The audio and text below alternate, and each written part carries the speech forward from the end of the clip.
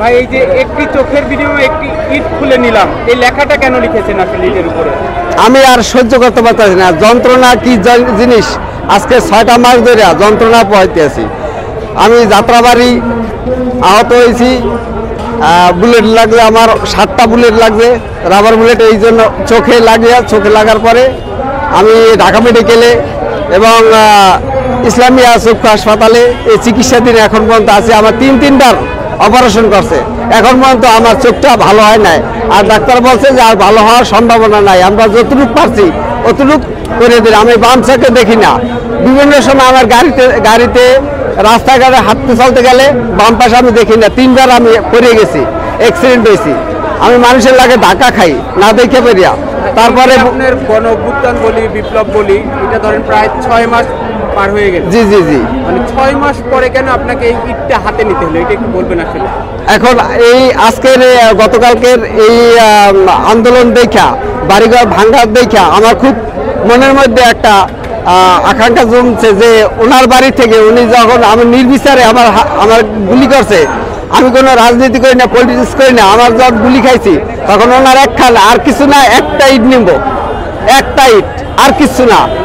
আমি আর কিচ্ছু চাই না, ওনার থেকে একটা ইট নিব, চোখের বিনিময় একটা ইট। এই লেখাটা কোথায় থেকে কিভাবে লিখলেন যদি জানান আমাদের? জি, এইটা আমার আমি এইখান থেকে স্থানীয়ভাবে আমি লিখছি, লিখে আমি পকেটে রাখছি, ইটটা হাতে নিছি, নেওয়ার পরে এইটা লাগাই এখন আমি বাসার দিকে যাব। এই ইটটা আমি সংরক্ষিতভাবে রাখবো আমার সারা জীবনের।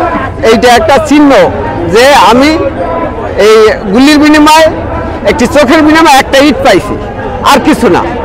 এই যে ধরেন 6 মাস ধরেন আন্দোলনটা হলো, আন্দোলনের পরে প্রায় একটা বিরতি দিয়ে আবার নতুন করে ভাঙা, আসলে মাঝে গ্যাপটা কেন হলো বা এই বাদ দিয়ে 6 মাস পরে কেন আসলে এই নতুন করে আসলে শেখ হাসিনার বা এই বঙ্গবন্ধুর বাড়ি ভাঙা হচ্ছে, আপনার কি মনে হয়? দেখেন, আমি এই 6 মাস যাবৎ অসুস্থ, কোথায় বাইরে যেতে পারতাছি না, বাসায় আর হসপিটাল টু বাসায় আমার অনেক টাকা খরচ হয়েছে।